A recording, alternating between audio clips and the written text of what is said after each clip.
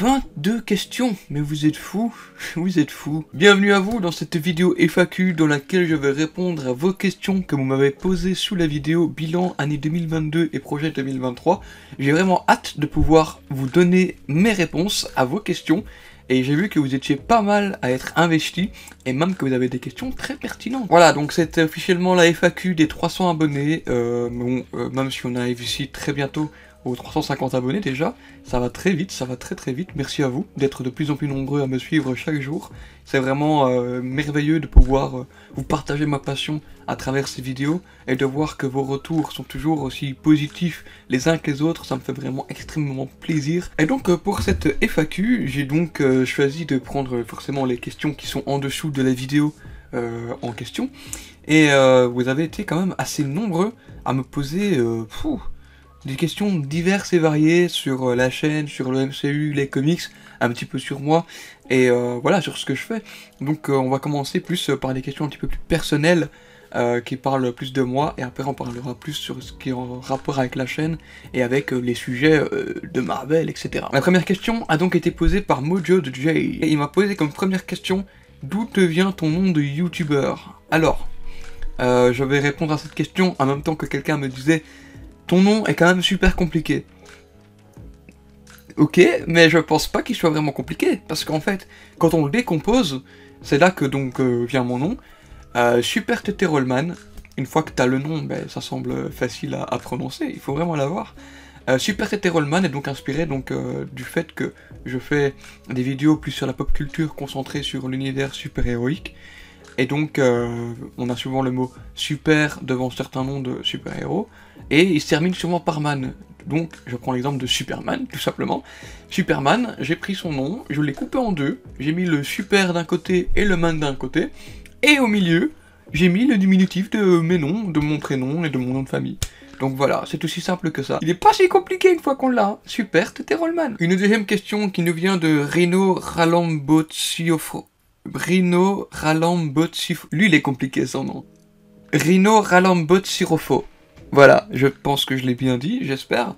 Fan du MCU, j'ai découvert ta chaîne il y a quelques jours. Beaux projets en perspective pour 2023. J'ai hâte de les voir. Continue dans cette direction, c'est top. Merci à toi, ça fait super plaisir. Deux questions pour ta FAQ pour mieux te connaître. D'où es-tu? De Belgique, de Suisse ou autre? Et qu'est-ce que tu étudies? Alors, je suis de Belgique. Voilà, du sud de la Belgique, donc en la Wallonie, plus précisément de la province du Hainaut. Donc c'est assez très proche de la France, et ouais, non, environ 40 minutes de route, je suis en France. Et ouais, je suis belge, et qu'est-ce que j'étudie? Je suis actuellement en études de communication, c'est ma dernière année d'études, et j'aimerais pouvoir ensuite me lancer à travailler dans un cinéma, dans un centre culturel, principalement dans un cinéma parce que j'adore tout ce qui est cinéma, et pouvoir allier ma passion avec mon métier. Et c'est ça qui me motive en fait de faire ces études là, c'est pour pouvoir parler du cinéma dans mon métier, et ça c'est une chose qui me semble vraiment très importante pour pouvoir vivre au long terme au niveau de ce genre de métier. Une autre question, c'est pourquoi as-tu commencé YouTube? Alors, c'est tout simple. Parce que, étant donné que tout ce qui est film de super-héros et la pop culture en général, c'est ma passion, alors je me suis dit, pourquoi pas partager cette passion avec un plus grand nombre de personnes, étant donné que j'en parle chez moi régulièrement, j'en parle avec mes potes, et je m'étais dit, j'ai tellement envie d'en parler, parce que c'est vraiment ce qui m'anime chaque jour, et je m'étais dit, faire une chaîne YouTube, c'est vraiment le top, pouvoir en parler quasi de manière hebdomadaire, de pouvoir vous partager ma passion, mon point de vue sur certaines choses, sur certaines théories, sur certaines rumeurs, sur certains films, donner ma critique. C'est vraiment quelque chose qui me passionne, et encore aujourd'hui, donc ça fait que 6 mois que je fais des vidéos, mais je me rends compte que je kiffe vraiment faire ces vidéos, et de vous fournir du contenu, je l'espère, qualitatif, et je vois que ça vous plaît, donc ça me donne encore plus de motivation à continuer sur cette lancée-là. Donc merci à vous. Et voilà, je continuerai pendant un petit moment encore, et j'espère même continuer sans jamais m'arrêter, et c'est grâce à vous, en fait. Encore une question de Mojo qui me pose « Comment es-tu tombé dans l'univers des super-héros ?» Il n'y a pas plus simple que ça. quand j'étais petit, mon père m'a initié donc à l'univers de Marvel, notamment avec 2-3 comics que je ne trouve plus parce que c'était vraiment des très vieux comics que mon père avait récupérés de quand il était jeune. Et ensuite, ben, j'ai pu voir les films, la trilogie de Sam Raimi de Spider-Man, mais aussi le Hulk de Eric Bana en 2003. Donc je regardais ça vraiment quand j'étais petit, je la regardais en boucle, je n'arrêtais pas de la regarder et je m'identifiais fort à Tobey Maguire en tant que Spider-Man. Je voulais lui ressembler, je voulais être Spider-Man moi aussi. Et voilà, donc c'est ça qui fait que j'ai grandi avec ça, et quand il y a eu le premier crossover des Avengers en 2012, c'était grandiose. Je m'étais dit, voir plusieurs héros interagir ensemble et pouvoir sauver une ville telle que New York ensemble, c'est vraiment fabuleux. On va parler désormais de vidéos un petit peu plus projet, plus ce que je pourrais apporter sur la chaîne. Et donc on va commencer tout de suite avec une première question qui nous vient tout droit de Mojo une fois de plus, qui me pose comme question: tu te lancerais dans des vidéos présentation de personnages pour les nouveaux arrivants moins connus comme Wonder Man, etc. C'est une question assez intéressante, mais je sais qu'il y a plusieurs personnes qui s'occupent de faire des vidéos de ce style-là et qui sont très qualitatives. Je pense notamment à la chaîne de Landry qui fait des vidéos sur Marvel aussi, et qui fait des présentations de personnages bien souvent quand un projet est annoncé et que le personnage n'est pas trop connu. Il fait des vidéos qui présentent le personnage dans les comics, donc je pense pas faire la même chose pour éviter de faire doublon avec lui. Et je pense qu'il fait très bien les choses, donc je sais pas si je vais me lancer dans ce genre de vidéo là, c'est à voir si j'ai des idées qui peuvent venir ou quoi, mais je pense pas que ce soit quelque chose qui me donne envie de le faire pour le moment. Là, des questions, un message de Kira Dubanks qui me dit: j'aurais plusieurs questions à ton égard, et concernant donc la chaîne, il m'a dit: comptes-tu faire du contenu avec d'autres youtubeurs? Alors c'est une question tout à fait intéressante, mais voilà, faut pas oublier que je n'ai que 340 abonnés à ce moment, et voilà, je suis encore qu'un petit créateur, et ici je fais donc le contenu pour mon plaisir, mais il y a quelques jours de cela, il y a un créateur du même nombre d'abonnés que moi, plus ou moins, il a genre, je crois 300 abonnés, quelque chose comme ça, qui fait aussi du contenu par rapport au cinéma et séries. Il m'a contacté par Twitter, on a discuté vite fait, j'ai été voir des vidéos sur sa chaîne, je trouve que c'est très intéressant, notamment le fait qu'on a plus ou moins le même point de vue sur les différentes critiques que l'on fait, et c'est pas impossible qu'à l'avenir, on fasse des vidéos ensemble. Ça, on sait pas, on verra, l'avenir nous le dira, mais pour le moment, je pense que dans l'instant T, je pense que ce soit pas vraiment une priorité, mais c'est pas impossible que d'ici 6 mois, voire l'année prochaine, que ça arrive. À voir, les opportunités seront à saisir, mais pour le moment, je pense que, au vu de ma situation, je pense que c'est plus simple pour moi de continuer à faire des vidéos face cam avec vous, en solo depuis ma chambre, et ensuite, on verra bien où ça nous mènera. Comptes-tu aussi faire un Discord pour que ta communauté puisse se parler entre eux et avec toi?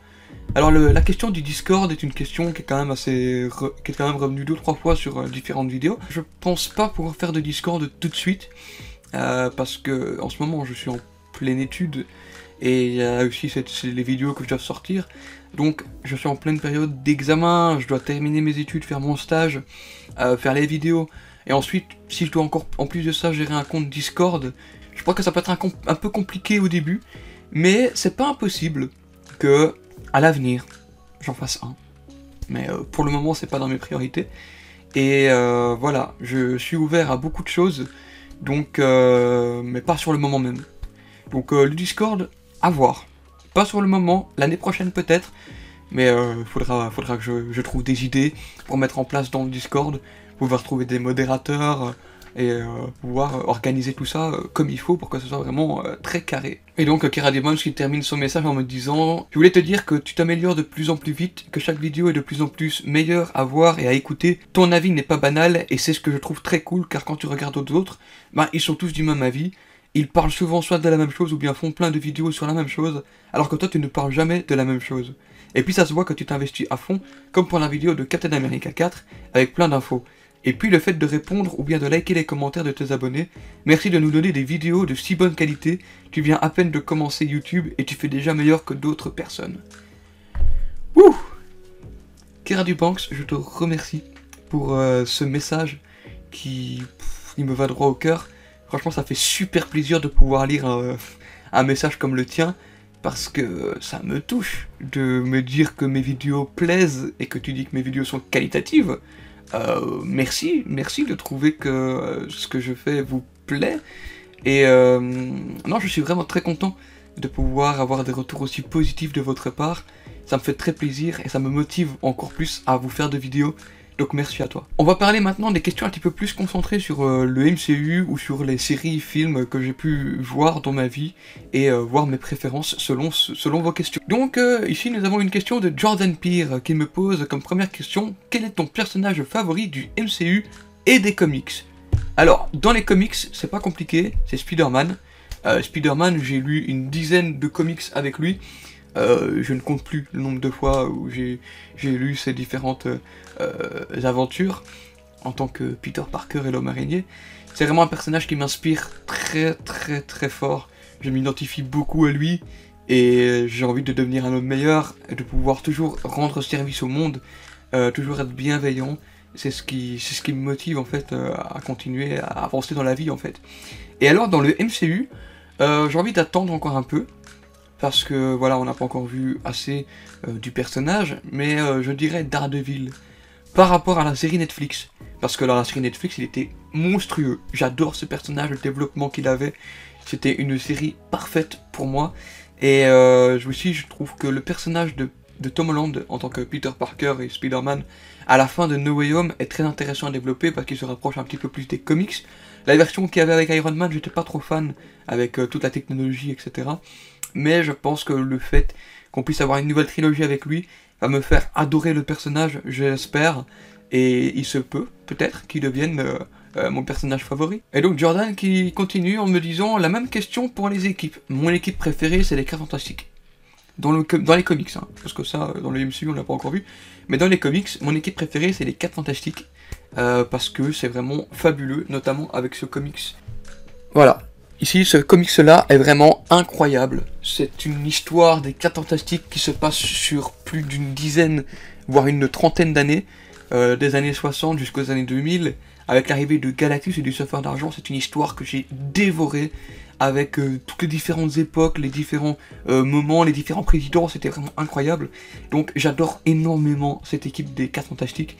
J'avais bien aimé le film de 2005, bon, il n'était pas terrible, mais quand j'étais petit, je le regardais souvent également, avec le Surfeur d'Argent, Chris Evans, Jessica Alba. Dans le MCU, les Avengers, mais la première génération d'Avengers, donc de 2012. Les 6 Avengers originaux, c'est mon équipe préférée des Avengers. Le premier rassemblement est pour moi celui qui a été le plus iconique, parce qu'il a vraiment amené quelque chose qu'il n'avait encore jamais vu au cinéma, donc un rassemblement de plusieurs super-héros, et c'est vraiment incroyable.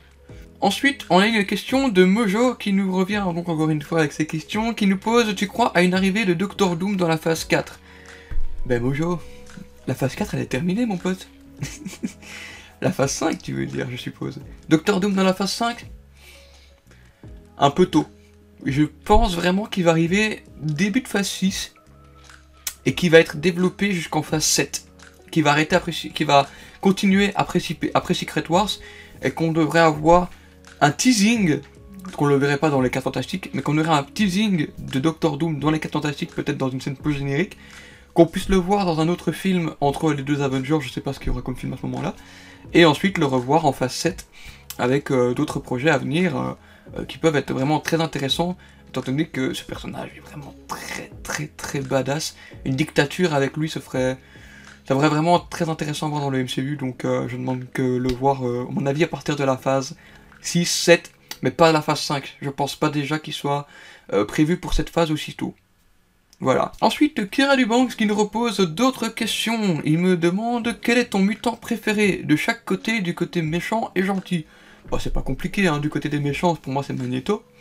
Magneto est vraiment badass, surtout l'adaptation qu'ils en ont fait dans les films avec Michael Fassbender ou encore le Sir Ian McKellen. Vraiment les deux versions sont très différentes mais en même temps très rapprochées, donc je trouve que les deux versions sont vraiment très bonnes.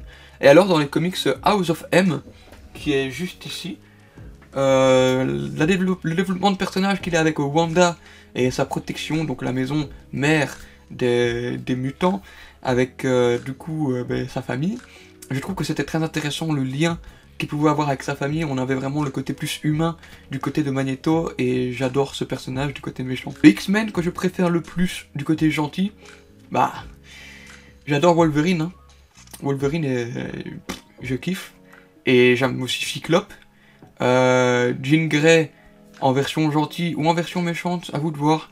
Mais le Dark Phoenix, incroyable également. J'aime beaucoup ces personnages-là. Et Mystique, personnage intéressant.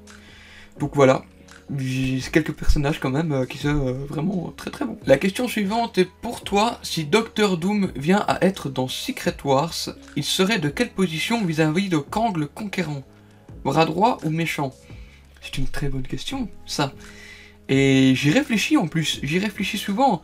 Je me dis, mais si Secret Wars est un film de Kang et Dr. Fatalis, quel pourrait être le lien entre les deux? Alors, faut savoir que dans le comics Kang le Conquérant, qui est juste ici, que je vous montre là, que je vous ai déjà montré, le comics Kang le Conquérant, il me semble, de mémoire, que le Dr. Fatalis veut contrer Kang, donc qui devient un antagoniste face à Kang, et qui retombe à la préhistoire, une époque qui avait été déjà conquise par Kang, et je pense que Fatalis est un petit peu un double agent, dans le sens où il pourrait être à la fois faire genre qu'il est avec Kang et qu'il l'aide, mais qu'il serait pas contre de lui mettre un couteau dans le dos. Donc à voir. Je pense que Fatalis est très intelligent dans le sens où il pourrait avoir un deuxième plan derrière la tête pour pouvoir mener à bien son projet personnel, et donc sûrement l'anéantissement du monde, comme Fatalis fait tout le temps. Et voilà, donc c'est comme ça que je vois les choses, c'est qu'il pourrait être double agent. Et voilà. La question suivante, selon toi, est-ce que Secret Invasion va teaser le personnage de Super Skrull et muni des 4 Fantastiques? Eh ben, je l'espère. J'espère vraiment que le Super Skrull sera introduit dans Secret Invasion et qu'il puisse teaser le film des 4 Fantastiques. Voilà, et je me dis que si c'est lui, même si je pense que Kang sera aussi un antagoniste au film des 4 Fantastiques, je pense que Super Skrull, ça peut être fou. Si on a le Super Skrull dans les 4 Fantastiques, ce serait une dinguerie, sachant qu'on n'a jamais vu de Super Skrull encore à l'écran, mais quel personnage incroyable. C'est vraiment à développer, et j'espère qu'ils vont pouvoir le teaser dans Secret Invasion. Penses-tu que le personnage de Galactus va faire son apparition pendant la phase 5 lors des 4 Fantastiques, ou bien plus tard comme à la fin? Je pense qu'il va être teasé dans une scène peu générique, qu'on va parler juste deux phrases vite fait, on va peut-être voir son ombre au loin, mais c'est tout. Je pense qu'on le verra seulement à partir de la phase 7. Donc ce sera la saga d'après. La saga plus cosmique, je pense. Non, je pense qu'on verra pas Galactus avant un moment. Sentry de Thunderbolt serait-il un ennemi lors de Secret Wars selon toi? Non. Le prochain Spider-Man 4, le méchant sera qui? J'espère l'arrivée de mon méchant préféré de Spider-Man, Scorpion. Bah en vrai, Scorpion dans Spider-Man 4 ça peut être intéressant, même si je vois plus un méchant un petit peu plus terre à terre. Je pense notamment à Mister Négative, parce que maintenant on sait que le Fist, donc qui a été introduit dans le Spider-Man No Way Home, qu'on l'a vu, le Fist. Maintenant que Tante May est décédée, il faudrait quelqu'un à la tête du Fist, et je verrais bien Mister Négative. Et aussi peut-être Wilson Fisk, avec peut-être un Daredevil du côté de Spider-Man. Je pense qu'on peut vraiment développer toute une histoire autour de la ville de New York, en particulier, plutôt que le monde, comme Spider-Man l'a fait dans les précédents films. Dans les prochains films Spider-Man, vois-tu d'autres personnages de son univers arriver, comme Gwen Stacy, Octopus, Rhino, ou encore Miles Morales?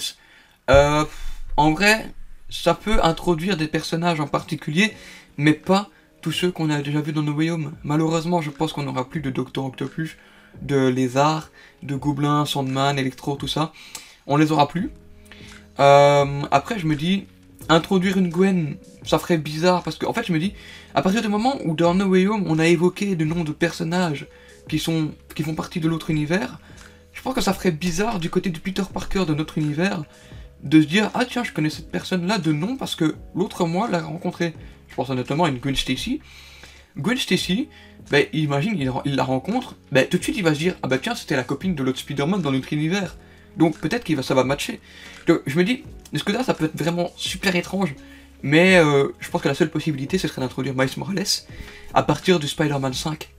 Pas Spider-Man 4 tout de suite, c'est encore un peu tôt je pense, mais Spider-Man 5 c'est bien possible que Miles Morales soit introduit. Alors une autre question, quelle est la phase du MCU que tu préfères? La phase que je préfère, honnêtement, vous allez me trouver bizarre, et que c'est pas l'avis de tout le monde, je sais, mais la phase 4 et la phase 3. La phase 3 et la phase 4 sont pour moi les deux que je préfère, parce que c'est vraiment l'aboutissement de toute une saga qui a terminé donc la saga de l'infini, avec Avengers Infinity War, Endgame, etc. C'était vraiment une phase incroyable, remplie d'émotions, beaucoup de crossovers. Et autant j'aime aussi la phase 4 pour sa diversité, son coup de fraîcheur, son originalité et le début d'une nouvelle ère. Et je trouve que malgré qu'on ait eu des daubes comme Thor 4 ou encore She-Hulk, je pense que cette phase 4 est pour moi réussie parce qu'on a vraiment pu découvrir beaucoup de nouveaux personnages, de nouvelles façons de faire, notamment avec Werewolf by Night, qui était vraiment très original pour le coup. Eternals avec une réalisation vraiment au top, avec Chloé Zhao, vraiment très posée, beaucoup de paysages. Franchement, la mise en scène était folle. Et non, franchement, on a eu beaucoup de sujets, de films, de projets variés. Donc j'ai adoré cette phase 4, tout autant que la phase 3 était aussi incroyable. Ben voilà, on a terminé les questions que vous avez posées sous la vidéo, j'ai tout répondu, j'espère que mes réponses vous ont été satisfaisantes. N'hésitez pas à me mettre en commentaire ce que vous avez pensé de cette FAQ. En tout cas, moi, j'ai fait cette vidéo avec beaucoup de bonne humeur, j'avais très envie de vous parler, de pouvoir discuter, d'échanger, en fait, parce que c'est vraiment ça, c'est un échange. Parce que vous m'avez posé des questions, j'y ai répondu. Merci à vous d'avoir posé toutes ces questions, ça m'a fait très plaisir de faire cette FAQ. Et merci d'avoir regardé cette vidéo. Je vous retrouve très bientôt pour de nouvelles vidéos. Et d'ici là, portez-vous bien, à très bientôt.